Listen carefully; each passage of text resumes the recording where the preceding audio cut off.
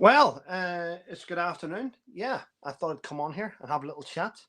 Um, my email's been blowing up today. Messages coming in on Instagram, on WhatsApp, emails. Yeah, it's been interesting to see people's perspective on what's going on at Davos. Now, I'm not a fan of Davos. I'm not a fan of this whole World Economic Forum where world leaders go to be told how to run our countries and given information. It's an unelected bunch of bureaucrats who control everything. Now, this morning has been quite interesting with the message coming in. I've made 2 videos this morning, and I'm going to stand by what I've said, ladies and gentlemen. And I don't cut corners. There's no need to. It's the part of the non-bullshittery thing that I portray on this program. Yeah. But there's been a few things going on. And I'm getting input from people that, and this is what drives me a little bit. This is what winds me up. This is what gets on my tits, ladies and gentlemen. It's when individuals post comments on the videos but are uneducated in what NATO is, the fact that there's 32 countries in there, and the fact that they've no understanding of the fact that whenever you label NATO something, without picking a country, without saying the UK, whenever you label NATO, you forget that the UK is part of that. You forget that Canada's part of that. I think NATO is spent. I think it's in the past, and it needs to be something in place to stop, I don't know, whoever it may be, the North Koreans, the Chinese, the Russians, not so much, if I'm honest. But I get the fact that President Trump is doing his damnedest to occupy Greenland, and in doing so could very well make everyone safer. I get that. But he comes across sometimes as just an arse, and I don't care if people don't like it. I know before you say, I've got a Prime Minister that's an oxygen thief. I know my Prime Minister is an oxygen thief. I can't prevent that. But whenever you label some things, you have to bear in mind that there's a lot of people out there that suffered. I get what you're saying. Some people out there says, I believe everything. I got a message from someone saying, I believe everything that Donald Trump's just said. And I'm thinking, well, then you're a fucking idiot. You're an idiot. You really are. I don't believe everything that my own Prime Minister says. Never believe everything that people say unless you've got proof of it. But to label people is just silly. I mean, some woman said to me, that's it, Trevor, you've lost me as a subscriber. And I'm like, well, fucking go. You'll be replaced in a heartbeat. People don't understand this. This is social media. We're all not meant to agree. We're not meant to agree. But whenever you say there that you agree with what someone has just said, without the context behind it, I would like to point out that that guy up there is Justin Couples. He's an American citizen who was in the US Navy, who came and became my radio op in Afghanistan and was killed. Had his legs and fucking arms blown off. He was the front line. He was the front line. So whenever you're going to label NATO, I think, you know what, Trump, you've got balls. You've got balls, you say it, but have bigger balls and say things like there was countries in NATO that didn't pull their weight. Don't say NATO troops were not on the front line. I get it, but mention the countries you're on about. I mean, Albania, I never saw them in Afghanistan. Were they there? Maybe they were running an ops room. I mean, if I'm honest, I didn't see Luxembourg there, or Montenegro. I never saw them there. I didn't see Slovenia. Didn't see Turkish troops. Didn't see Portugal. Definitely seen Estonia. Definitely seen Danish. Definitely seen Italians. Definitely seen Canadians. Definitely. And the countries that weren't even part of NATO, Australia and New Zealand, they came across in Afghanistan to counter the threat of terrorism. That was their role. That's why they came and joined in. But if we want to get things out perfect, then stop saying NATO didn't pull their weight and they weren't at the front. Why not name the countries that weren't at the front?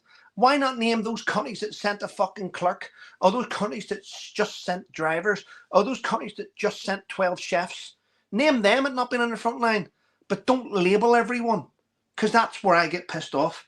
And I hope everyone, sorry, Debs, I never told anyone, I just came on out of frustration. Trump's got big enough balls to say things out loud. Well, follow through with your intent.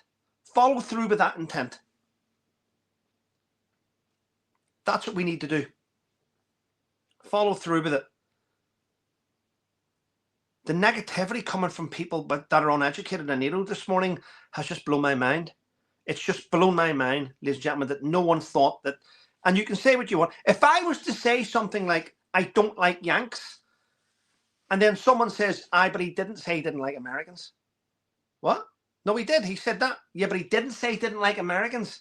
That's the same as saying NATO are shit. You need to get down to the brass bollocks. You need to say what in NATO is shit. What is it that's doing it? Yes, it's the top brass. Yes, it's part of the European Union. Yes, it's other countries in Europe. I mean, we have a thing called Five Eyes, or we did, where we share intelligence, don't we? Australia, France, the UK, America, Canada. We share intelligence. That stopped in the last, well, since our Prime Minister took over, we don't get intelligence anymore. We're certainly not getting it from Israel after recognising Palestine. So I get people's frustrations.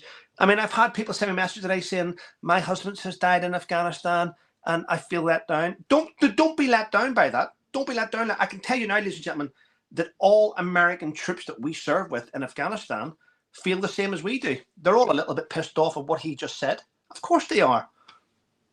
I was. Am I pissed off now, though? No. But I think it's about time that people got onto Google and actually Google what NATO is. I think we can all agree NATO is yesterday's type of organization. It's not for tomorrow. The system's broken. If I was to take a step back from this, I honestly think this is Donald Trump's way of having NATO kick the US out, and they will save hundreds of millions of pounds on this shit, this project, which is broken. They'll save money on it, and they'll be able to invest that money maybe towards Greenland or something. So I think there's an ulterior motive behind what he said. I just don't like the way he said it. Someone said to me today on Instagram, why don't you go and watch this veteran? He talks about, I don't need to go and watch another fucking veteran to give me their perspective on what I don't care what other veterans think. I really don't. I was in Afghanistan 3 times. I was involved in a lot of battles. I've seen lots of friends killed, seen lots of enemy get killed. I do not need to hear some other fucker's perspective on it. I really don't. And neither do you. But you can go to. There's a lot of good veterans out there doing social media, and you can hear their perspective. I think at the minute we're all sitting back. The initial shock of what he said has hit us like a fucking brick. And we're all sitting back going, okay, yeah, fair point. But and I think we're all thinking the same thing now. Donald, if you're going to mouth off about NATO, mention the countries you're talking about.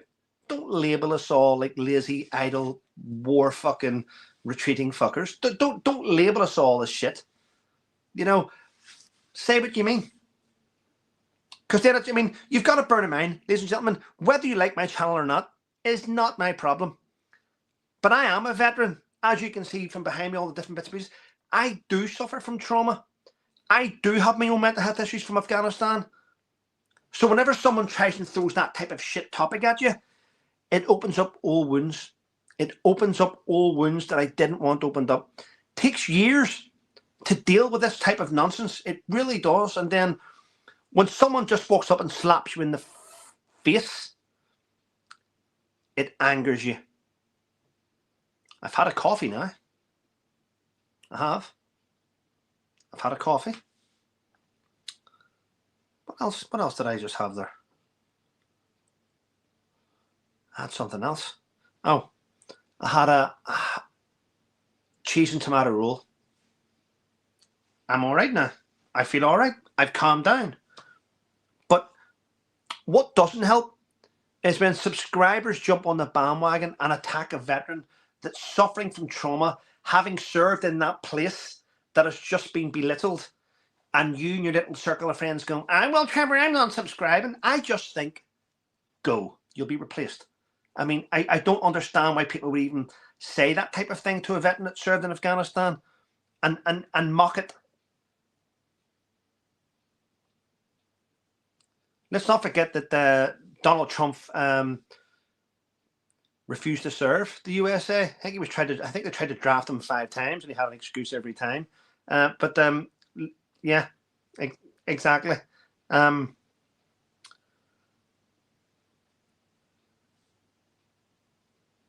Do I think Donald Trump's office needs to issue an apology? I think they certainly need to clarify things that he's been saying. I mean, Twitter this morning has exploded with troops from all over NATO. And if you didn't understand, ladies and gentlemen, America are part of NATO for the time being until they walk away. Just wanted to clarify that, ladies and gentlemen. Don't always attack someone that's sticking up for his service and sticking up for the people that died around him. Don't always go after somebody that was there when you weren't. I'm just saying.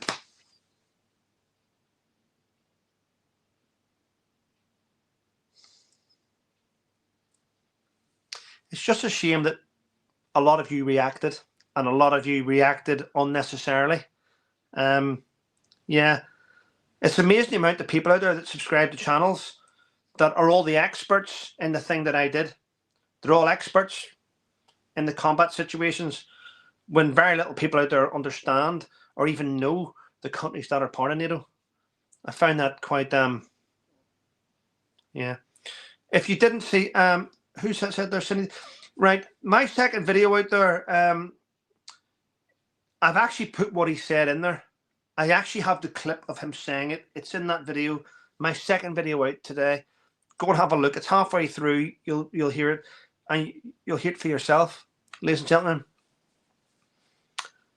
I get that he's angry, but he's upsetting a lot of people. The main thing is he's a great leader for the US. He's doing good stuff for the US, and that's all you should care about. Don't worry about your allies all being pissed off. Yeah,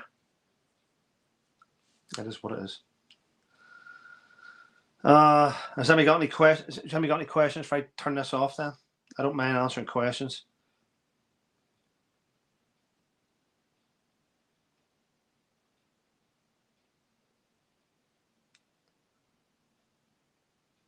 I'll tell you a little story about 1-5 Regimental Combat Team, US, I think it's US Army. Back in 2003, I just want to point this out to people. Back in 2003, when we crossed the start line from Kuwait into Iraq for the Gulf War, we were going up through the desert, moving through the desert, and we came across an American call sign, and they were in vehicles. And I have mentioned this guy before with a stick. He had like a cocktail stick going twisted. He looked like Dermot Donnelly or something, an American actor. And there was gunfire coming from about a couple of 100 meters to our right flank, but we couldn't see it. It was in the distance. And my boss got out and spoke to the US commander and says, "Are you going to move across there and clear that enemy position?" And we were told no, they weren't. They didn't want to go on foot. They couldn't. They weren't going to go and clear it because they couldn't go in vehicle.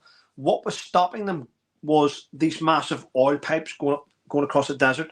So they refused to go over in their vehicles. So we had to go by foot. So anyway, fuck it. That is what it is, ladies and gentlemen. Denise Burnside. Yeah, I mean, the thing is, Denise, this is what winds me up about allies.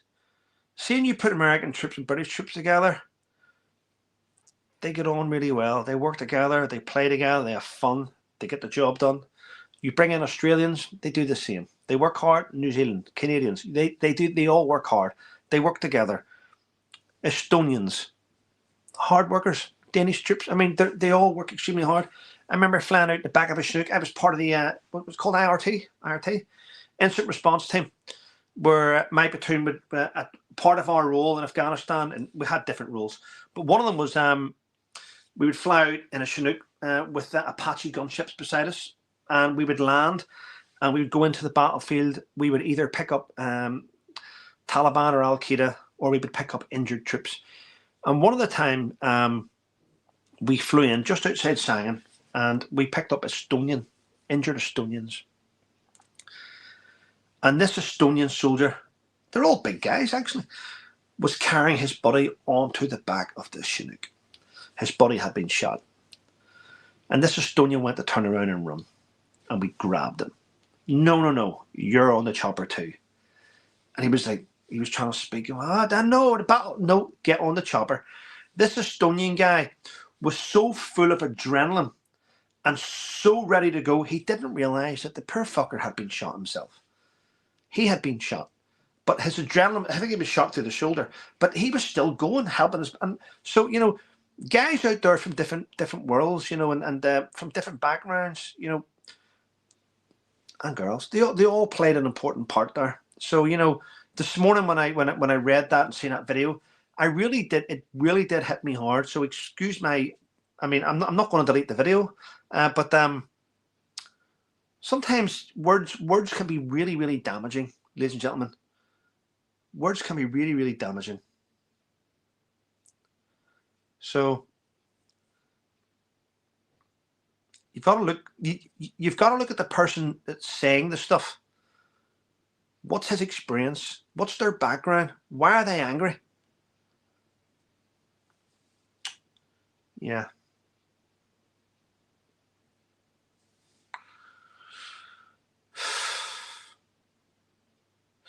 And to top it all off, Joe Biden withdrawing American troops from Afghanistan, let's get this straight, resulted in 13 innocent US Marines being killed by suicide bomber. We forget about that, don't we? I mean, see, when you've served there and you've been involved in it, these statistics and these things are all in your head. You understand what the sacrifices that different countries have made. I understand the sacrifices the Danish made and the Australians. I mean, ladies and gentlemen, it's up to you to go and do your own research. But I remember the Canadians were on one side of a hill, a mountainside range, and they were flushing the Taliban out. Sorry, they were flushing the Taliban out, and they sent the grid in of where they were, and the guys in the sky engaged that grid, and a lot of Canadian soldiers were killed unnecessarily. So there's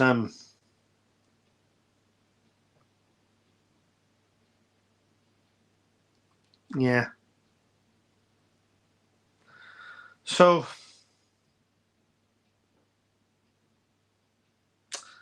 I think I'll spend the day contemplating what to do. Actually, I've got a few things on my mind now, but yeah.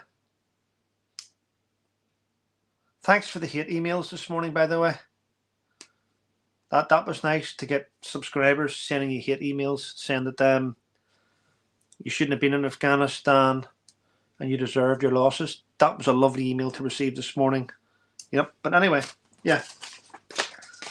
It's nice. It's nice. Some people just don't understand anything. Some people are just evil. Yeah. All I will say is you can change your name by default. You can do whatever you want. But karma always comes to those that go through life destroying people's and causing those that cause pain towards others deserve pain brought on to themselves. Karma gets everyone in the end, ladies and gentlemen. Anyway, sorry for this impromptu live. Have a great day. Thanks to my wonderful subscribers and to those that are always out doing God's work in the chat. Thank you. Yeah. Have a great day.